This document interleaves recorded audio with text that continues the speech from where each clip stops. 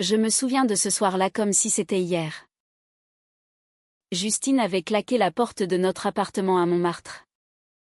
Son sac à dos jeté sur l'épaule. Et ses mots avaient tranché l'air comme un couteau, je ne peux plus rester ici. Adeline. La vie est trop courte pour s'enfermer dans une routine. J'étais restée figée. Le cœur en miettes. Sentant le monde s'effondrer autour de moi. Nous nous étions rencontrés 5 ans plus tôt. Lors d'un festival de flamenco à Paris. Justine, avec ses origines espagnoles de Séville, apportait cette passion ardente qui manquait à ma vie ordonnée de professeur de littérature. Elle dansait comme si le feu coulait dans ses veines. Et moi, je l'avais regardée, hypnotisée, depuis le bord de la Seine. Ce soir-là, sous les lumières tamisées d'un café andalou improvisé, elle m'avait approché avec un sourire qui promettait l'aventure. « Tu as l'air de quelqu'un qui a besoin de danser ?» avait-elle dit. Et j'avais ri. Nerveuse. Avant de me laisser emporter par sa main tendue. Notre amour avait été un tourbillon. Justine travaillait comme photographe freelance. Voyageant souvent pour capturer des paysages lointains. Des visages oubliés. Moi, Adeline, j'enseignais à la Sorbonne. Ancrée dans les textes classiques. Les poèmes de Baudelaire qui parlaient de spleen et d'idéal. Elle me reprochait parfois ma stabilité. Cette peur de l'inconnu que je cachais derrière mes livres. Mais ensemble, nous avions construit quelque chose de beau, un foyer rempli de rires, de disputes passionnées et de promesses chuchotées dans l'obscurité. Nous parlions d'avenir, d'adopter un enfant, de créer une famille qui défierait les normes. Justine, avec son tempérament espagnol, insistait sur l'importance de la liberté, mais elle jurait que je étais son encre. Pourtant, les fissures étaient là dès le début. Justine rentrait de ses voyages avec des histoires exaltantes, des photos de marchés animés à Marrakech ou de plages sauvages en Patagonie. Ses yeux brillaient d'une lueur que je ne pouvais pas allumer. Un jour, on partira ensemble, disait-elle. Mais ses départs se faisaient plus fréquents. Ses absences plus longues. Je l'attendais. Patiemment. Cuisinant des paellas qu'elle adorait pour rappeler ses racines. Organisant des soirées où nous dansions sur des airs de guitara. Mais au fond de moi, une peur grandissait, et si je n'étais pas assez pour la retenir? Un soir d'automne? Alors que les feuilles jaunissaient les rues de Paris? Justine m'avait annoncé qu'elle partait pour un projet en Amérique du Sud. 3 mois entiers. C'est une opportunité unique? Adeline. Imagine les histoires que je ramènerai. J'avais souri, masquant ma déception. Mais intérieurement, je bouillonnais.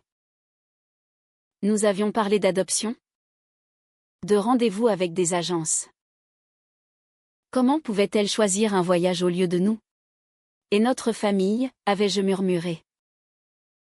Elle avait haussé les épaules, la famille. C'est nous deux pour l'instant. Les enfants viendront plus tard. Ces mots m'avaient blessée. Mais j'avais cédé. Comme toujours. Par peur de la perdre. Les mois suivants furent un calvaire. Justine m'envoyait des messages sporadiques. Des photos de sommets enneigés. De fêtes endiablées. Moi. Je restais seule dans notre appartement. Entourée de ses affaires qui sentaient encore son parfum épicé. Je me surprenais à relire nos anciennes lettres. Celles où elle promettait l'éternité. Une nuit. Incapable de dormir. J'avais fouillé dans son bureau et découvert un journal intime. Les pages étaient remplies de doutes, Adeline m'aime trop. Elle m'étouffe. Je rêve de liberté. Pas de chaîne. Mon cœur s'était serré. Était-ce ainsi qu'elle me voyait? Une prisonnière plutôt qu'une partenaire? Quand elle rentra enfin, bronzée et rayonnante, je l'accueillis avec des larmes de joie. Mais quelque chose avait changé. Ses baisers étaient distants, ses récits plus froids. Nous nous disputions pour des riens, un dîner raté, un appel manqué. Justine parlait de plus en plus d'un nouveau voyage. En Asie cette fois. Tu pourrais venir avec moi, suggérait-elle. Mais je savais que c'était impossible avec mon travail. Et si on attend, proposais-je. Elle secouait la tête, attendre. C'est mourir un peu chaque jour. La crise éclata un soir de Noël. Nous avions invité des amis. Décoré l'appartement avec des guirlandes et un sapin scintillant. Justine semblait heureuse. Riant aux éclats. Mais je sentais une tension. Après le départ des invités, elle s'assit sur le canapé. Un verre de vin à la main. Adeline. Il faut qu'on parle. Mon estomac se noie. Elle avoua alors qu'elle avait rencontré quelqu'un pendant son voyage. Une artiste argentine nommée Maria, avec qui elle avait partagé des nuits sous les étoiles. Ce n'était rien de sérieux. Juste une aventure, dit-elle. Mais ses yeux trahissaient le mensonge. La trahison me frappa comme une vague. Comment as-tu pu, criai-je, les larmes coulant. Elle se défendit, tu me retiens ici, avec tes rêves de famille. Je ne suis pas faite pour ça. Cette nuit-là, je dormis sur le canapé, le cœur brisé. Justine partit le lendemain pour un court voyage en Espagne, chez sa famille, promettant de réfléchir. Moi, je restais, rongée par la douleur, me demandant où j'avais échoué. Étais-je trop possessive? Trop traditionnelle? Dans les jours qui suivirent, je me perdis dans mes cours, enseignant Racine et ses tragédies amoureuses. Ironie cruelle. Mes étudiants remarquaient mon air absent, mais je gardais le silence. Justine revint changée. Plus distante encore. Elle parla d'un billet pour l'Inde. Un voyage solo pour se retrouver. Et nous, demandai-je. Elle hésita, peut-être qu'on a besoin d'espace. C'était le début de la fin. Je la suppliai de rester, arguant que notre amour valait plus que des horizons lointains. Mais elle secoua la tête, l'amour ne devrait pas être une cage. Adeline. Ces mots, imprégnés de cette philosophie espagnole de la passion libre, me déchiraient. Les semaines passèrent dans une tension palpable. Nous vivions comme des étrangères sous le même toit. Justine préparait ses affaires. Moi je feignais l'indifférence. Un soir, en rentrant d'une promenade solitaire le long de la Seine, je la trouvai en train de faire ses valises. C'est pour de bon, dit-elle. Je m'effondrai, tu me laisses pour des voyages? Pour une vie sans attache? Elle acquiesça. Les yeux humides, oui. Parce que je t'aime assez pour te libérer aussi. Elle partit ce soir-là, me laissant seule avec mes souvenirs.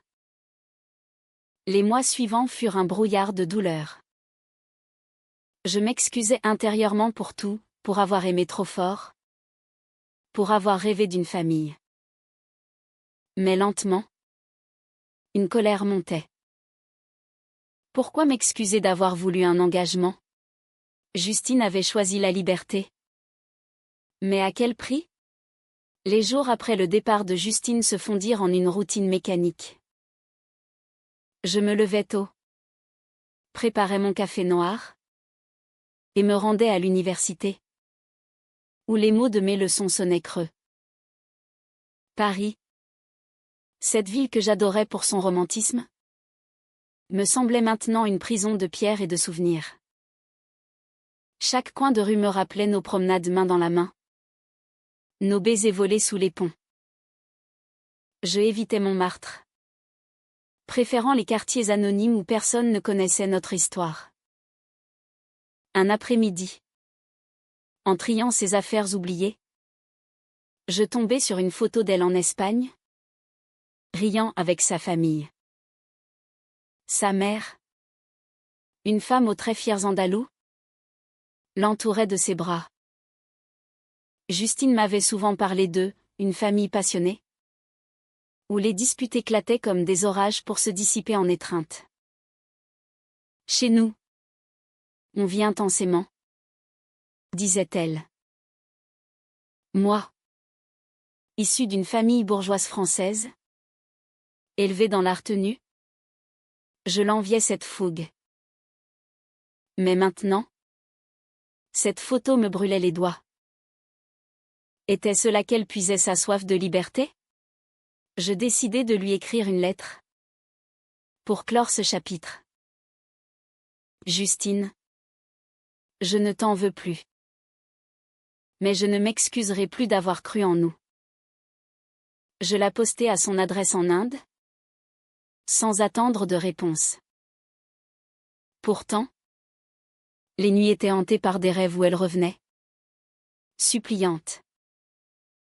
Je me réveillais en sueur, le cœur battant.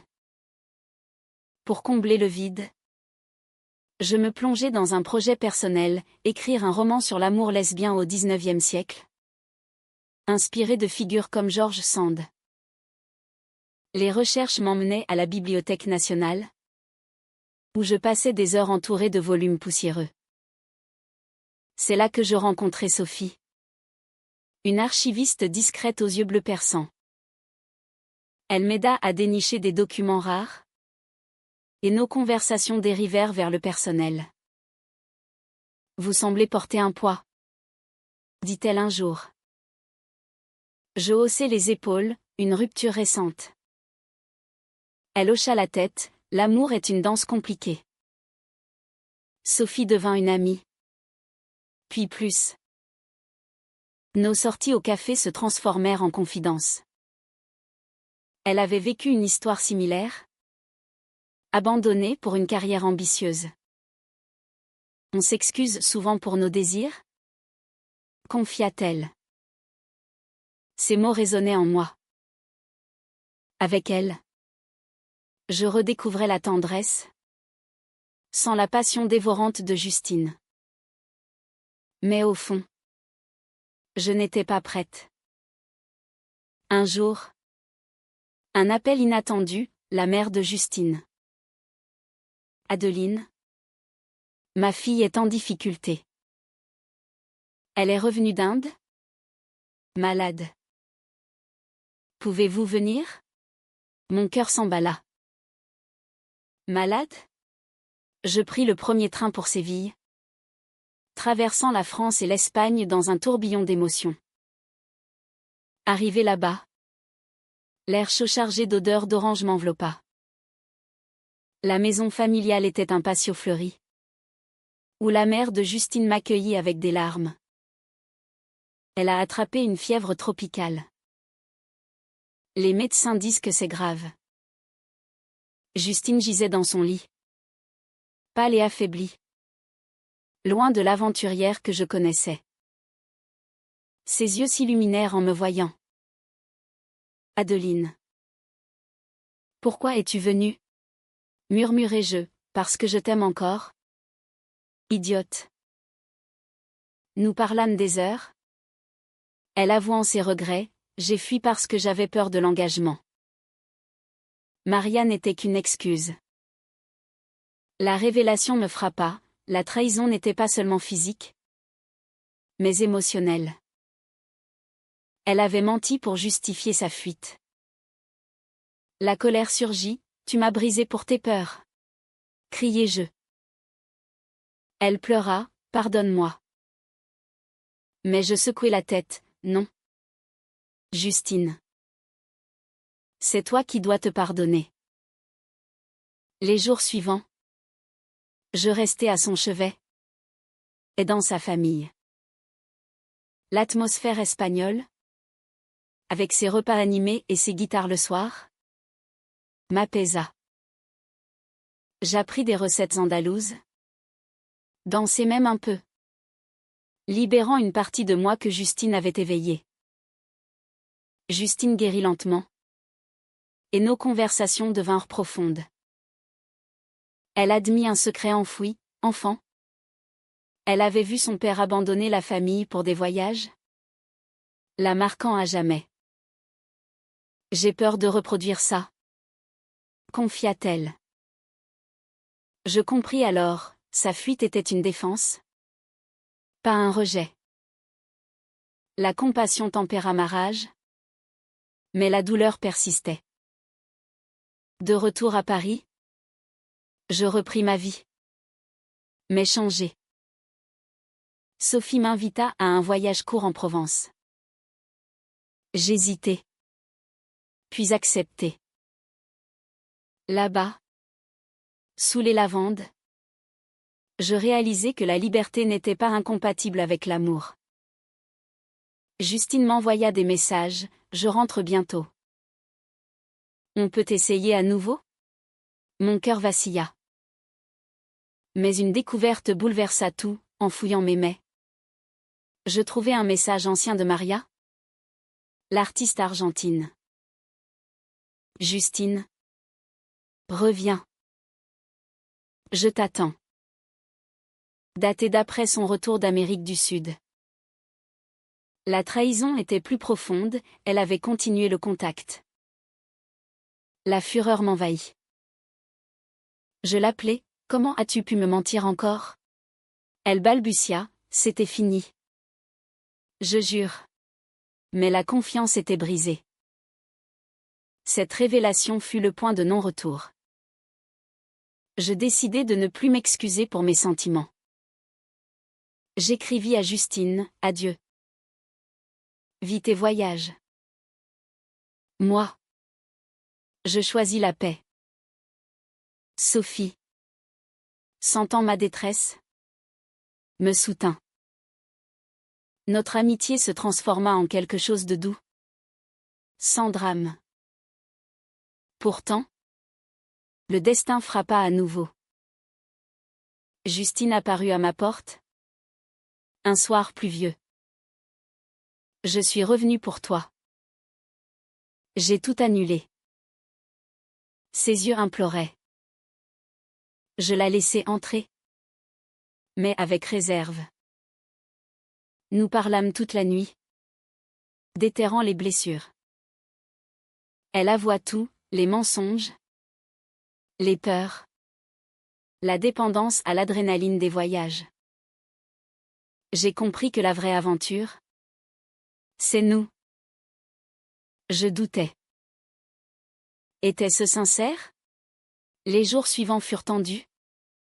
Marqués par des disputes explosives. Dignes de son héritage espagnol. Tu me demandes de changer qui je suis? Criait-elle. Non. Je te demande d'être honnête. Répliquai-je. Nos amis. Témoins.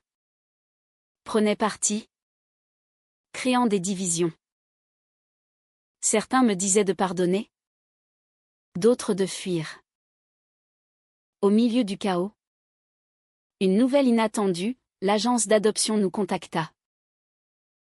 Notre dossier, soumis des mois plus tôt, était approuvé. Un enfant nous attendait. La nouvelle nous figea. Justine pâlit, c'est maintenant ou jamais.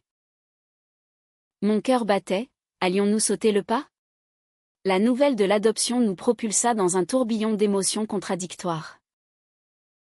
Justine, encore marquée par sa maladie, voyait cela comme une rédemption. Imaginons. Adeline, une petite fille avec tes yeux et ma passion. Mais moi, je voyais les risques. Comment construire une famille sur des fondations fissurées? Et si tu fuis à nouveau? Demandai-je. Elle jura, jamais. J'ai appris. Nous nous engageâmes dans les démarches, visitant l'orphelinat à la périphérie de Paris. Là, nous rencontrâmes Léa. Une fillette de 4 ans aux boucles brunes, abandonnée par des parents nomades. Ses yeux sombres me rappelèrent ceux de Justine. Léa nous observa avec curiosité, et quand Justine lui raconta une histoire en espagnol, elle rit pour la première fois. Ce moment fut magique. Un pont entre nos mondes. Pourtant, les doutes persistaient. Justine recommença à parler de voyage. Cette fois en famille.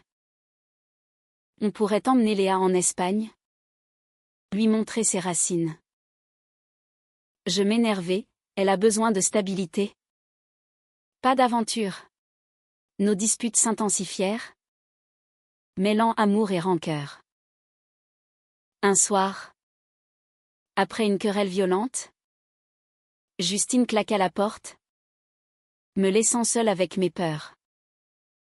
Elle revint le lendemain, fleur en main. Mais je sentais une distance.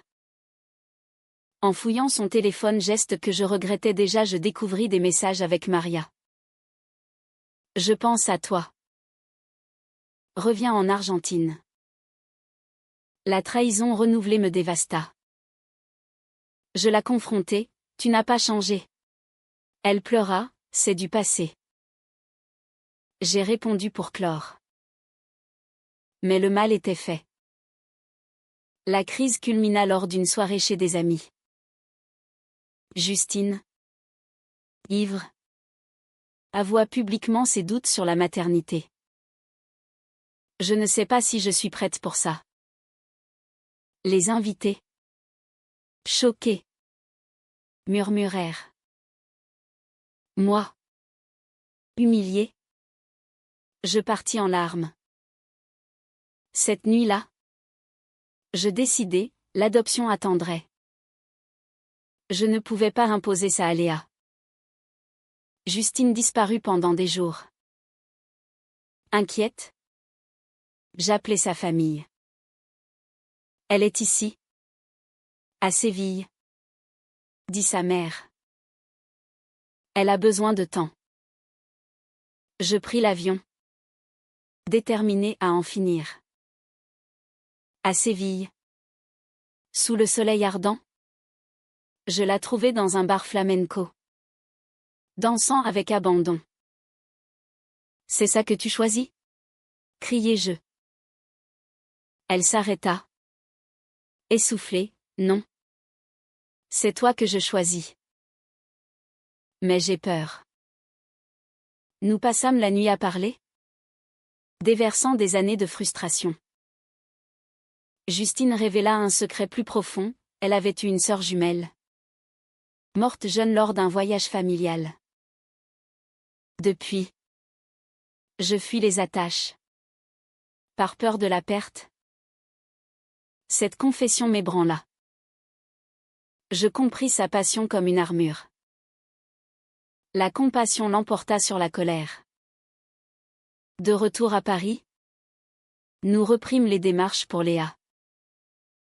Justine s'impliqua, apprenant le français pour enfants, décorant une chambre. Mais un appel de Maria changea tout. Je suis enceinte? Justine. C'est de toi? Non. Impossible, notre relation était lesbienne.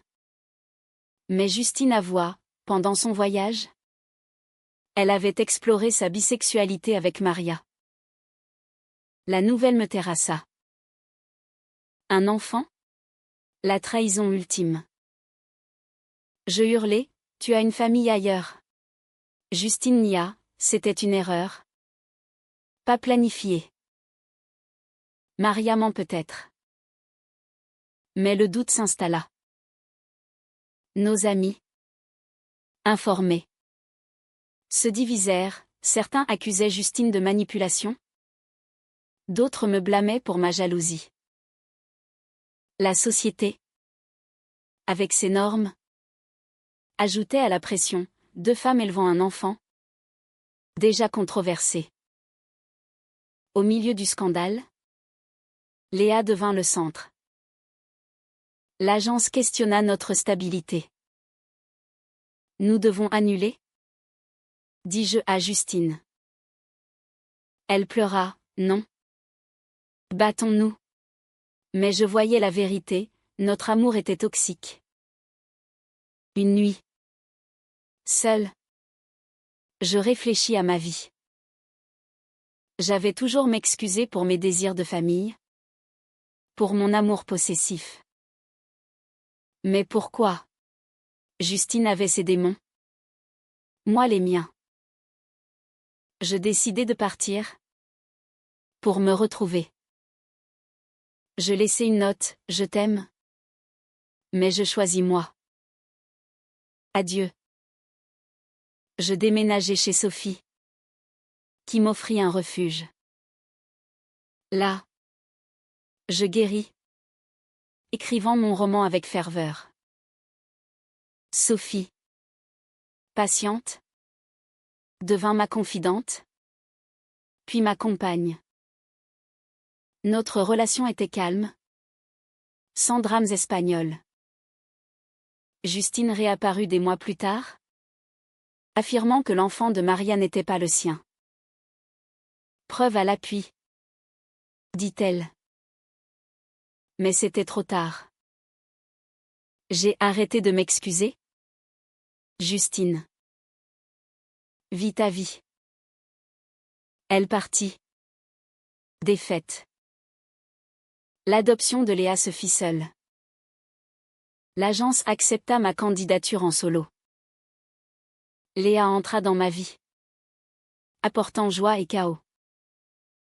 Avec Sophie. Nous formions une famille atypique. Mais solide. Pourtant. Un jour. Justine envoya une lettre, je suis fière de toi. J'ai trouvé la paix en voyageant. Mais je regrette. Je souris. Sans rancune. La vie continuait. Avec Léa. Ma vie prit un nouveau sens. Cette petite boule d'énergie. Avec ses questions incessantes et ses câlins spontanés. Combla le vide laissé par Justine. Nous vivions dans un appartement plus petit. Près du jardin des plantes. Où nous passions des après-midi à observer les animaux. Sophie nous rejoignait souvent. Apportant des livres illustrés ou des pique-niques improvisés. Notre trio était harmonieux. Loin des tempêtes passées. Pourtant, les échos de Justine persistaient. Des amis communs me rapportaient ces nouvelles, elle voyageait en Afrique. Photographiant des communautés isolées. Ses œuvres étaient exposées à Paris. Et j'évitais les galeries pour ne pas raviver les blessures. Léa. Curieuse. Demanda un jour, maman. Qui est Justine? Je hésitais. Puis racontai une version édulcorée, une amie qui aimait l'aventure. Un soir. En rentrant d'une conférence. Je trouvai un paquet à ma porte. À l'intérieur. Des photos de Justine, des paysages. Mais aussi des portraits de nous deux. Annotés de regret. Une lettre jointe, Adeline. Je vois maintenant ce que j'ai perdu. Peux-tu me pardonner?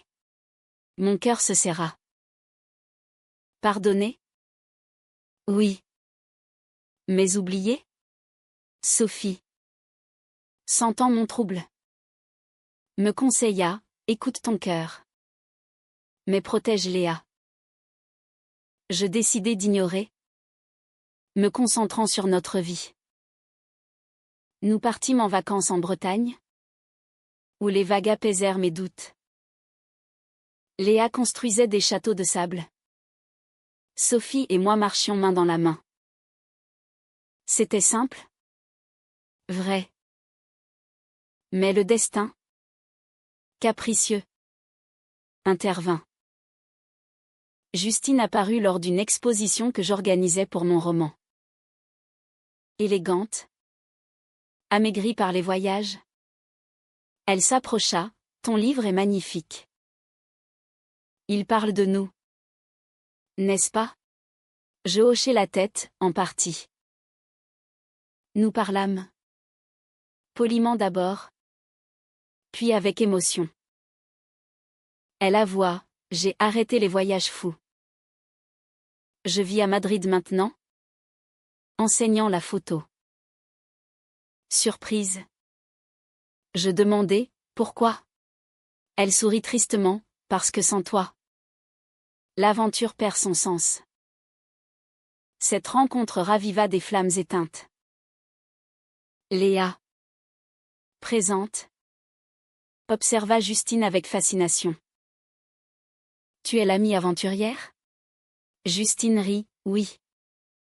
Petite. Elles s'entendirent aussitôt, Justine racontant des histoires d'éléphants et de désert. Les semaines suivantes, Justine visita souvent. Sophie, généreuse, accepta, si ça te rend heureuse.